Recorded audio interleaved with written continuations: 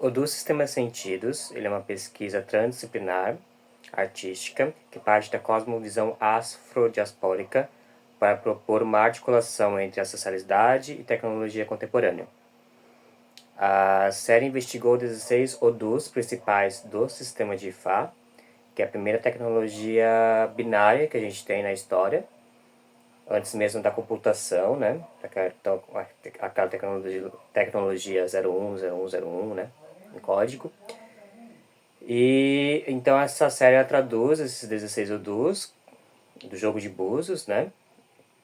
Em obras que reivindicam essa posição do povo preto na tecnologia, através de técnicas modernas, como modelagem 3D, humanos digitais.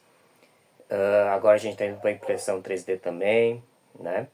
Então, para cada obra, como um Odu ele é um aglomerado de várias coisas, né? Então, tem orixás, tem elementos, tem aspectos do nosso cotidiano, enfim, cada um é um oceano de questões, né? Que ele traz, tem positivo, tem negativo. Então, essa pesquisa ela trouxe aí o foco visual no Ori, ou seja, que é representando a cabeça, né, que fica a nossa energia vital. E através desse Ori, através do afro-surrealismo, né, codificar essa imagem no que aquele Odu representa. Procurei, por isso até que as caras elas não têm os Oris, né, os rostos, eles não têm uma expressão de felicidade, tristeza, eles são uma expressão neutra, porque eu queria que tivesse esse equilíbrio realmente, né? E a expressão ia acabar denotando e jogando para algum lado, né? Já que os odus, eles têm, dependendo de como é jogado, né, que eles caem, se é esquerdo ou na direita, eles vai denotar pontos positivos ou pontos negativos, né? Então foi uma série que trabalhou com bastante afro-surrealismo, trouxe para essa linha artística, esse pensamento artístico do afro-surrealismo, a tecnologia, porque eu vejo que muita gente, dentro da cultura, até mesmo dentro da tecnologia, né, pensa que o afrofuturismo ele é a união do afro com tecnologia, e na verdade não é isso. Né? O afrofuturismo ele vai imaginar um futuro utópico, onde a questão da raça foi vencida, já foi superada, e aí pode-se pensar outras questões. Então, nem tudo que envolve tecnologia e questões afro, indígenas é afrofuturismo ou amazofuturismo, enfim, né? Então, essa pesquisa vai trazer, então, a tecnologia junto com o afro-surrealismo, discutindo mesmo essa questão da pessoa preta. Aí eu vou explicar aqui, basicamente, rapidamente, alguns odus, não vou fazer todos, porque são 16, aí fica muito grande, enfim, né? E então vou explicar 10 aqui. Basicamente como foi o processo para cada um, né? Então, primeiro, o Karam, ele é um odu regido por Exu, ele fala sobre alvoroço, fala sobre comunicação, né? E aí, por causa disso, esse Ori ele tem guias que saem da garganta dele, né? E vão por todo o rosto, representando justamente essas linhas da fala, esse nascimento da fala, da comunicação. E esse alvoroço, então, é tudo misturado no rosto, é tudo misturado, justamente esse alvoroço, né? Que traz aí. O Yoko, ele é o segundo Edu, ele é regido aí pelo IBG, por Oxalá, entre outros orixás, mas eu usei primeiro, principalmente esses dois, tá? Então eu vou falar sobre dúvidas, sobre escolhas, sobre dualidade, né? O Ori aqui é uma criança, porque os IBGs são crianças, né? O cérebro dele justamente é uma concha, um buzo, que é um elemento que está em todos, né? De forma diferente, aqui está no cérebro, na cabeça, para justamente mostrar essa dúvida, essa dualidade, né? Eu queria fugir de representações óbvias, nesse caso o EBG, colocar duas cabeças, né, por exemplo. E também ele tem vários rabiscos no rosto, porque representa Efum, que é um processo de iniciação muito ligado a Ibeji, também a Oxalá, né? E também fala sobre essa questão do... Por quê? Porque no caso o Oxalá ele rege muito os Ibejis, porque Ibejis são crianças, né? Então elas não podem, né? Até no plano espiritual, esses seres crianças, os herês, não podem se autogerir, né? Então Oxalá é quem cuida deles, por isso que ele está sempre nesse Udu também, né? E por isso tem essa referência ao Efum e também umas penas brancas, né? Que é uma na cabeça, em cima da cabeça. Então o Gundá, ele tem aí alguns orixás como Ogum, como Obaluaê, né? O que é o orixá das montanhas. Então ele fala sobre corte, fala sobre transformação, tudo que é regido pelo corte, desde a separação, o corte umbilical, né? Então tudo isso é regido por esse Odu. Então por isso que esse Uri, no caso, é o primeiro indígena que a gente tem aí nos Odus, tá? Porque foi inspirado nas pessoas africanas escravizadas, né, que vieram ao Brasil, e muitos deles tinham escravificações, então eles eram indígenas, é claro, de uma época, né? Inclusive existe até hoje no continente africano existe várias etnias que têm escravificações. Então por isso que ele é uma referência, né? Então ele tem essas escarificações. Como representa o corte, né? Então tem várias ferramentas que representam também o Ogum, né? Na sua cabeça, fazendo a parte do cabelo. Então ele corta, mas também é cortado por isso, né? E como tem que é aí o Orixá das Montanhas, que é falar sobre esse desafio, né? Sobre subir as montanhas, ter toda essa questão. A cabeça também dele é uma montanha verdejante, porque o Xós também rege nesse Odu. E Orosun, ele é um Odu da introspecção, da sepultura, ele vai falar sobre tudo que envolve buracos, então sepultura, covas, ou qualquer outro tipo de buraco, né? Mas esses são mais comuns porque refere à questão do enterro, né? Fala do silêncio, né? Então ele é regido aí por orixás que envolvem água, como a Imanjá. É regido também por o Aluaê, né, que cuida dessa questão do sepultamento, enfim. E a sua criação envolve cabaças, que todo Odu tem um mito de criação, né? Alguns eu usei, alguns não, porque, enfim, vai de cada um aí. E esse eu usei, né? Então ele surgiu de cabaças, então por isso que o Ori aqui é envolto, a cabaça, que é toda furada, né? Ele também rege o cobre, por isso alguns detalhes são em cobre. E ele tem esses olhos grandes, ele é um Odu masculino, no caso, ele é um homem. Porque eu queria mostrar um homem chorando mesmo, né? Então, é por isso que os olhos dele são grandes, tem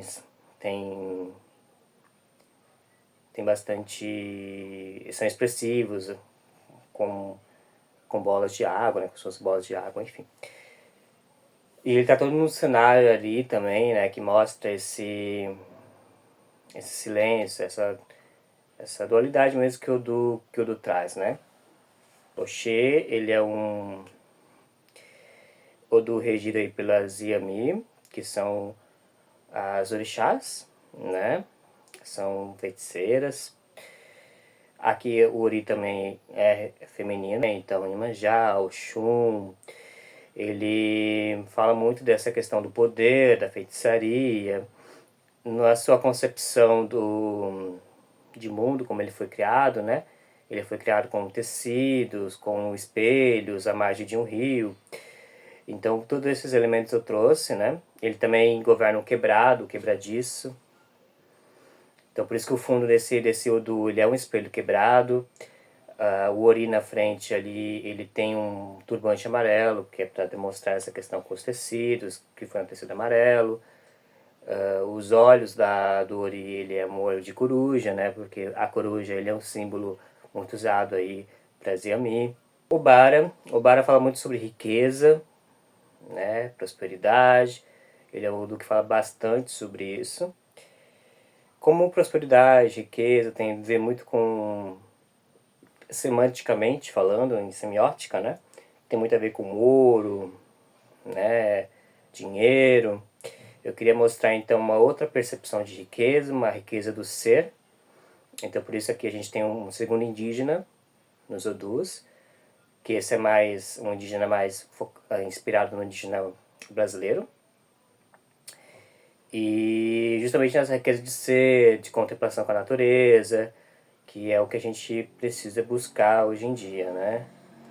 Ao invés de ser mais extrativista, buscando mais ouro e assim por diante.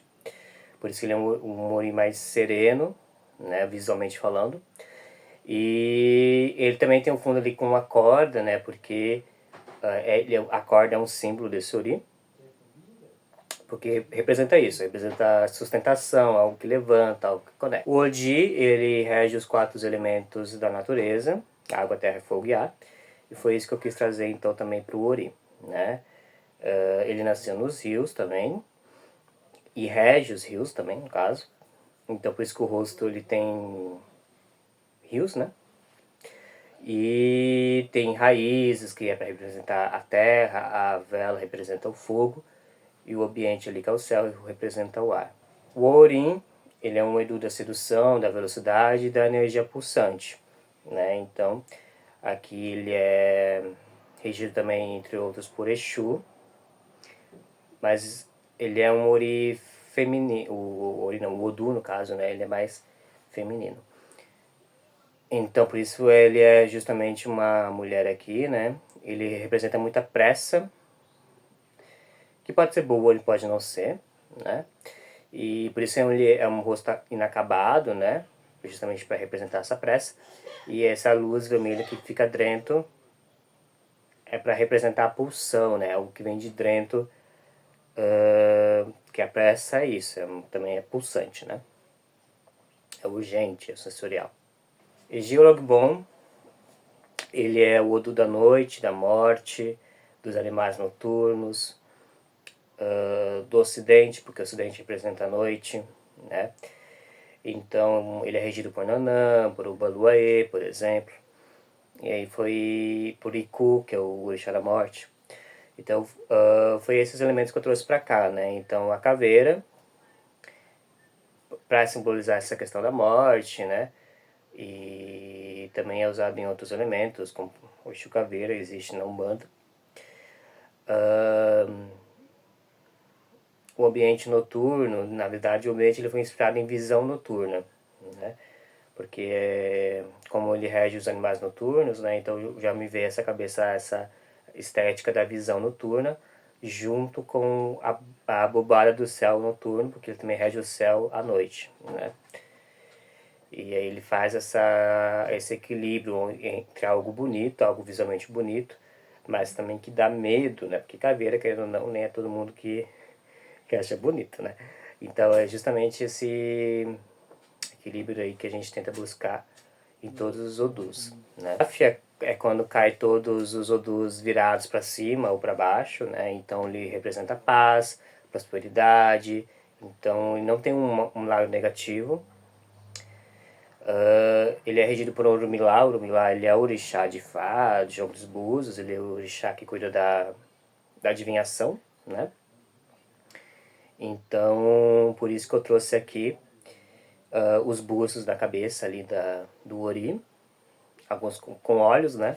Alguns estão fechados, outros abertos, porque é como se for, como ele vê tudo. Então, sobre a acessibilidade, foi feito um protótipo com materiais caseiros, papelão, impressão, lã, enfim.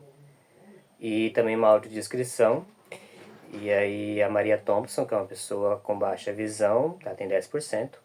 Ela cuidou dessa questão de avaliação, né? Porque eu queria fazer uma realidade aumentada aí para pessoas cegas, né? Que vai ter para pessoas que enxergam, né? queria fazer isso também para as pessoas cegas como acessibilidade. E aí foi, o protótipo deu certo, deu super bom, né? Realmente funcionou o que eu queria. E agora a gente está nesse processo da impressão 3D, que não está dentro do edital, não foi algo colocado no edital porque não foi focado na expografia desse material, né? Foi focado mais na experiência artística o edital. Então essa questão de impressão 3D veio mais pela expografia mesmo. E aí para ser mais, para ter obras táteis nessa impressão 3D, eu estou vendo com outros editais, outras formas, não só para esse trabalho, mas trabalho que eu trabalho com tecnologia, né? Comprar aí uma máquina de impressão 3D, que realmente vai facilitar essa adaptação para obras táteis. Infelizmente, não é algo que as instituições pensam, né? Mas eu, como artista e como design de informação, que é um profissional social, e a gente estuda muito sobre acessibilidade, então é um dever que eu tenho. E é isso. E aí já falando da continuação do projeto, né? Que teve incluído essa questão da impressão 3D não só nas obras táteis, mas também nas molduras, que né, conforme vai ficando pronto, né? Foi ficando pronto os odus, comecei a querer expor, né? De alguma forma. E aí, queria colocar em moldura, queria colocar em um pons e faz. O pons e faz são tábuas sagradas, né? Onde é jogado os búzios. E só que, nesse meio tempo eu descobri, ainda bem, né? Que a arte popular, essa arte de escultura, não só essa arte, mas enfim, qualquer artesanato, né? No caso, ele tem direitos de autorais, né? Então eu não posso simplesmente comprar, mesmo seja do artesão, e colocar na minha obra. Essas molduras elas vão ser feitas por mim em modelagem 3D, aí vão ser reimprentadas por mim, e aí eu vou imprimir em 3D também para ser molduras, porque faz muito sentido com o contexto da obra que fala sobre tecnologia, né? Então vão ser impressas em 3D por causa disso, por isso eu não escolhi um outro meio, resolvi escolher esse. E até o mesmo material vai ficar cru, né? Que geralmente se lixa, se pinta depois. Aqui não. Aqui a moldura vai ficar na cor que ela vem mesmo, na textura que ela vem, que é para deixar exposto mesmo isso, né? O primeiro do Ankaran, ele já foi exposto na galeria da revista The Hidden, que é uma das maiores revistas digitais que a gente tem no Brasil, né? Eles têm sempre um artista famoso na capa, enfim. E o último o Alafia, ele recentemente foi escolhido aí para a exposição, vou ter que ler aqui, tá? L'Archivo del Futuro, em Milão, na Itália. Foi minha primeira exposição coletiva internacional. Outra partida social, né? Que para mim, no caso, foi uma oficina, a técnica ancestral. Foi uma oficina que eu fiz aí foi a primeira oficina que envolve tecnologia que eu fiz, que eu ministrei. Ela foi lá no CEARTE Aberto, no mês de novembro, né? No mês da consciência negra.